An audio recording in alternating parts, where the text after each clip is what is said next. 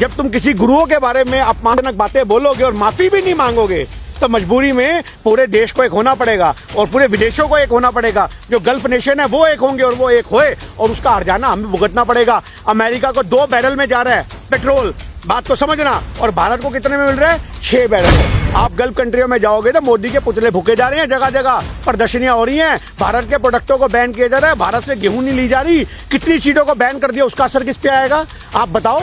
अगर आप import ban करोगे, एक्सपोर्ट को रोकोगे तो उससे क्या आम जनता पे फर्क नहीं पड़ेगा? हमारे देश के किसानों पे फर्क नहीं पड़ेगा? नपूर शर्मा के घर पे चलाओ बुलडोजर, नवीन जिंदल की प्रॉपर्टी जब्त करो, अरबों पर तुमने बना के छोड़ा हुआ है।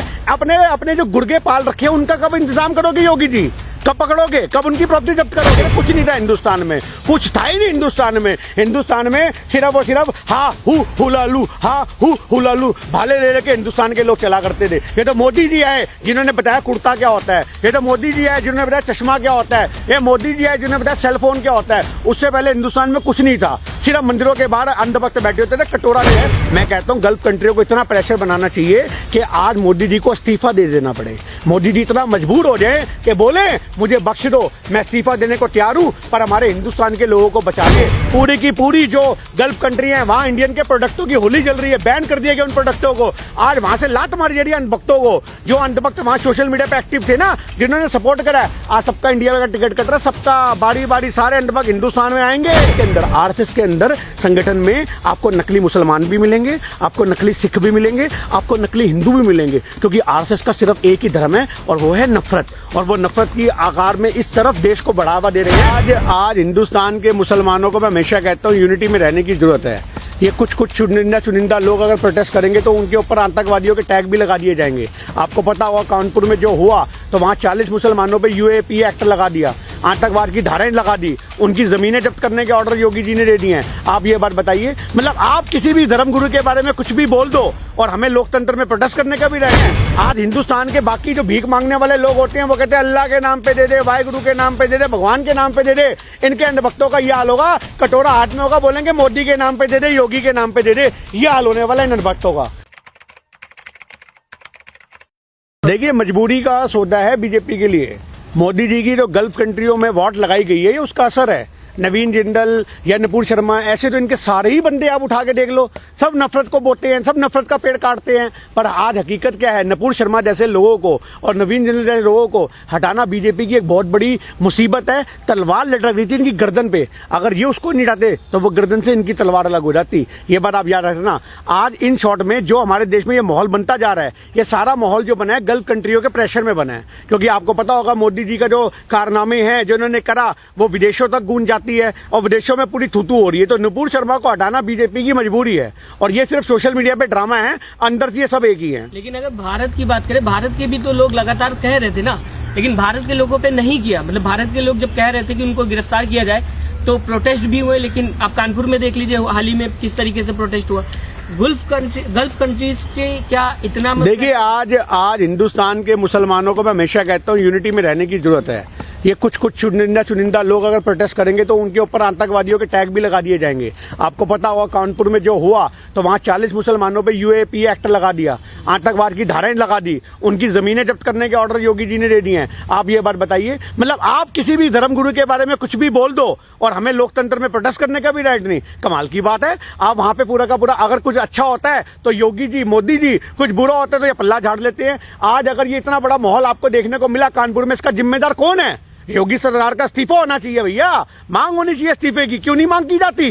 तो यही चीज समझने की बात है कि अच्छा होगा तो मोदी, बुरा होगा तो कांग्रेस, नेहरू, ये जिन्ना, सबकी कब्रें खोदना शुरू कर देते हैं। तो यही सबसे बड़ी बात आपको समझने की जरूरत है। कह रही ना कि हम बुलडोजर चलाने के लिए तैयार। देखिए बुलडोजर क्या बुलडोजर चलाएगी, नफरत पे बुलडोजर चलाओ, नपूर शर्मा के घर पे चलाओ बुलडोजर, नवीन जिंदल की प्रॉपर्टी जब्त करो, अरबों पर तुमने बना के छोड़ा हुआ है। अपने जो गुर्गे पाल रखे हैं उनका कब इंतजाम करोगे योगी जी? कब पकड़ोगे? कब उनकी प्रॉपर्टी जब्त करोगे?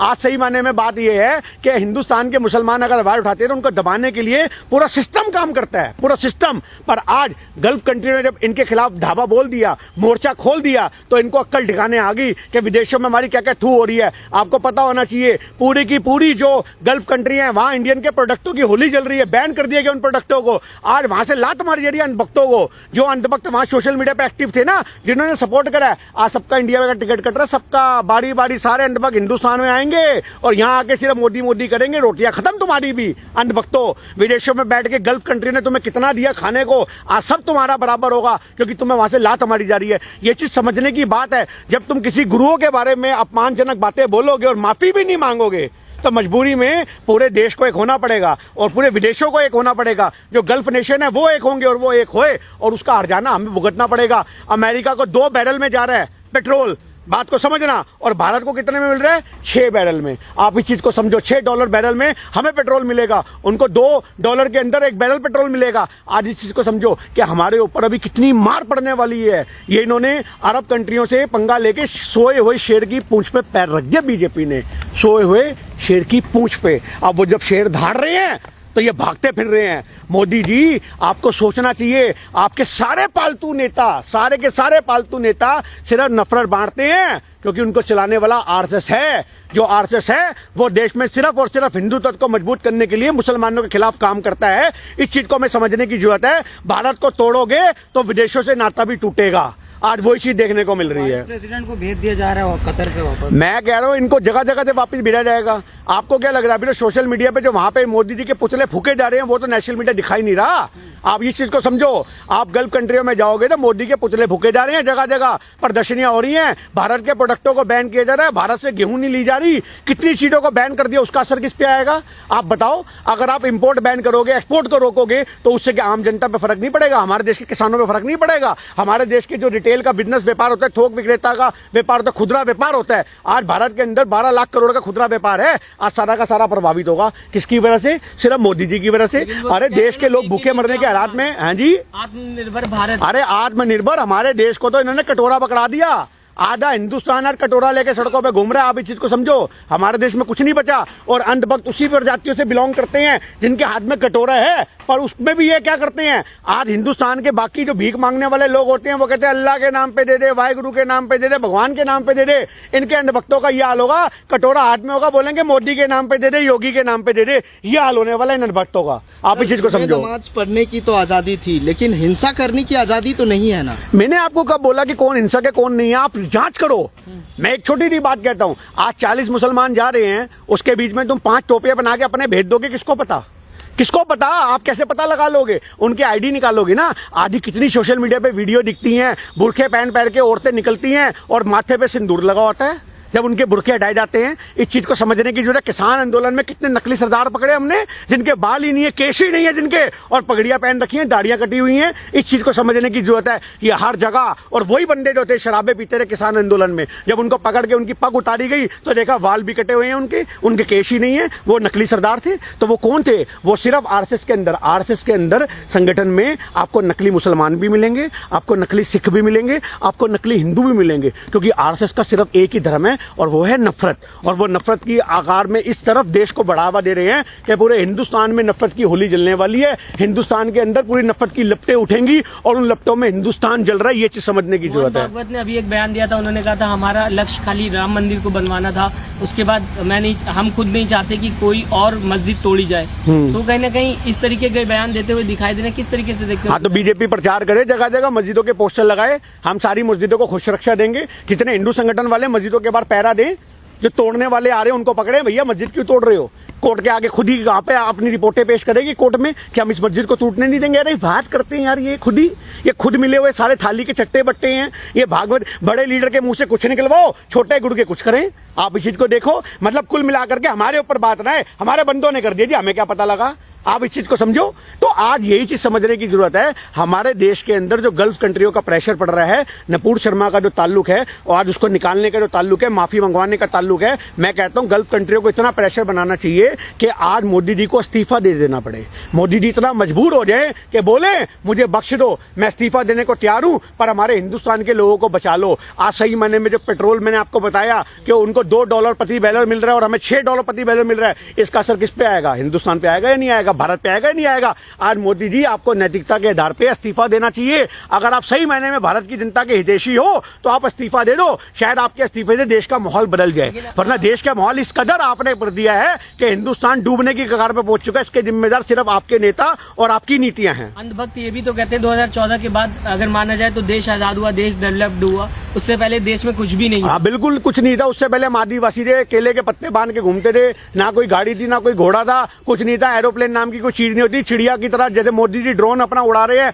हम भी चिड़िया और चीलों पे बैठ के विदेशों में जाया करते थे। कुछ नहीं था हिंदुस्तान में, कुछ था ही नहीं हिंदुस्तान में। हिंदुस्तान में सिर्फ और सिर्फ हा हु हुलालू, हा हु हुलालू भाले ले लेके हिंदुस्तान के लोग चला करते थे। ये तो मोदी जी आए जिन्होंने बताया कुर्ता क्या होता है, ये तो मोदी जी आए जिन्होंने बताया चश्मा क्या होता है, ये मोदी जी आए जिन्होंने बताया सेलफोन क्या होता है। उससे पहले हिंदुस्तान में कुछ नहीं था, सिर्फ मंदिरों के बाहर अंधभक्त बैठे होते थे कटोरा लेकर के। ये था हिंदुस्तान। ये सब बनाया मोदी जी ने, ये पेड़ मोदी जी ने उगाए, ये हवाएं मोदी जी ने बनाई, ये सूरज चांद भी थोड़े दिन में आपको सुनने को मिलेगा, ये मोदी जी की देन है। ये प्रकृति बसाने वाले मोदी जी है। थोड़े दिन बाद इनको बताएंगे ब्रह्मा के अवतार हैं, थोड़े दिन बाद ये विष्णु के अवतार हैं। हमारे देश में ऐसा नैरेटिव सेट कर दिया जाएगा कि अंधभक्त इसको प्रिटेंड करेंगे, प्रोटेक्ट करेंगे। हाँ हाँ ये पेड़ मोदी जी ने लगाया था पिछले सालों, ये तभी हुआ है।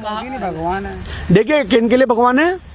अंधभक्तों के लिए बिल्कुल भगवान है भाई। आप इस चीज को समझो। जो डाकू होते थे ना वो शैतानों की पूजा करते थे और उन पर टीका लगा कहते थे माँ भवानी करते थे। शैतानों को भी पूजने वाले होते थे। भवानी माँ को तो पूजते थे, शैतानों की पूजा करते थे। तो आज ये चीज समझने की जरूरत है। जो आपको बड़े बड़े तांत्रिक दिखते हैं ना, हम भगवानों की पूजा करते हैं, तांत्रिक शैतानों की पूजा करते हैं। तो ये अंधभक्त शैतानों की पूजा करने वाले लोग हैं, भगवानों से तो इनका वास्ता ही नहीं है। इंसान से तो गलती हो जाती है ना सर। नुपुर शर्मा को माफ कर दीजिए ना। तो माफ कर दिए। नाक रगड़े। आज प्रॉपर्ट मोहब्बत के बारे में जो उसने बोला, नाक रगड़े, मस्जिदों में जाके माथा टेके, मुसलमान भाइयों से बहनों से गले मिले। और ये नफरत नवीन जिंदल जी को खत्म करनी चाहिए, बीजेपी को खत्म करनी चाहिए। मोदी जी वहां पे मस्जिदों में जाके चादर चढ़ाएं और बोलें कि मोहम्मद साहब हमसे गलती होगी, और पूरा नेशनल मीडिया कवर करे हमारे बंदों से गलती हुई है, हम माफी मांगते हैं। और वो गल्फ कंट्री तक संदेश जाएगा तो शायद जो हिंदुस्तान पे अभी महंगाई की मार पड़ने वाली है पेट्रोल के रूपों में, जो हमारे यहाँ से माल रोका जा रहा है, जो एक्सपोर्ट खत्म किया जा रहा है, शायद उसमें बचाव हो जाए और हिंदुस्तान भारत दोबारा से खड़ा हो पाए। वरना भारत की दो टांगे तो मोदी जी आपने कटवाई दी हैं, आप याद रखना। जिस तरह वो हमारे प्रोडक्ट को बैन कर रहे हैं, हम पेट्रोल और बीफ को बैन कर देते हैं। देखिए आज ये चीज तो हम तो कहते हैं बीफ बैन कर देना चाहिए। आज ये सबसे बड़ा सवाल है। आज हिंदुस्तान के अंदर, भारत के अंदर इतने सारे ऐसे राज्य हैं जहाँ पे बीफ लीगल है और कुछ कंट्रियों में इलीगल है। हमें तो आज तक समझ ही नहीं आया ये कौन सा इनका प्रावधान है। आप इस चीज को समझो। आपको पता है अकेला यूपी एक ऐसा राज्य है जिसको ये राम राज्य की बात करते हैं, सबसे बड़ा बीफ का एक्सपोर्ट अगर कहीं से होता है तो वो यूपी से होता है। लीगल लाइसेंस है लोगों के पास वहां पे सांड को काट के मार के बेचने के लिए। वहां ये कहते हैं जो भैंस दूध नहीं देती किस काम की, काट मारो। कहाँ योगी जी आपका प्रशासन, कहाँ जाता है? आप इस चीज को समझो। आज इतना बड़ा जो बीफ का एक्सपोर्ट होता है, आप उसको इंटरनेट पे गूगल पे पढ़ना, उसके संस्थापक कौन है, उसको चलाने वाले कौन है? आरएसएस के बंदे हैं, बीफ का व्यापार करने वाले। और ये मुसलमानों पे कहते हैं आधे से ज्यादा लाइसेंस हैं बीफ काट के बेचने के, वो भी मुसलमानों के पास नहीं है, वो भी इनके आरएसएस के बंदों के पास है। आप ये बात कहते हो केरल के अंदर वहां पे कहते हैं गायें यम्मी है जी, गाय मम्मी बाकी जगह पहुंच जाती है। अरे हम तो खुद गाय रक्षक हैं भाई। आप मेरे सामने एक गाय को वट्टा मार के देखो, मैं आपका सर फाड़ दूंगा। आप मार के दिखाओ किसी भी जीव को, जंतु को मेरे सामने। पर सच्चाई ये है कि बीजेपी ये सोचती है कि अगर कहीं से गाय कटने से हमें वोट मिल रहे हैं तो हम कटने देंगे, पर जहां गाय को बचाने से वोट मिलेंगे वहां हम बचाएंगे। ये चीज समझने की बात है। ये गलत राजनीति को खत्म करने की जरूरत है। दोहरी राजनीति को किस तरीके से देख रहे हैं आप? एक तरफ गाय बचाने की बात होती है, दूसरी तरफ गाय को, केरल की आपने बात की, केरल में खुद बीजेपी सरकार जो है वो कहीं ना कहीं प्रमोट करती है गाय को। देखिए मैं आपसे ये तो कहता हूँ, वोट बैंक की राजनीति है ना भाई। ये तो भारत के लोगों को समझना चाहिए ना। अगर जो गौ रक्षक दल बने हुए हैं, हम आपका साथ देंगे, हम कांग्रेस के सिपाही आपका साथ देंगे, गली गली आपके साथ घूमेंगे।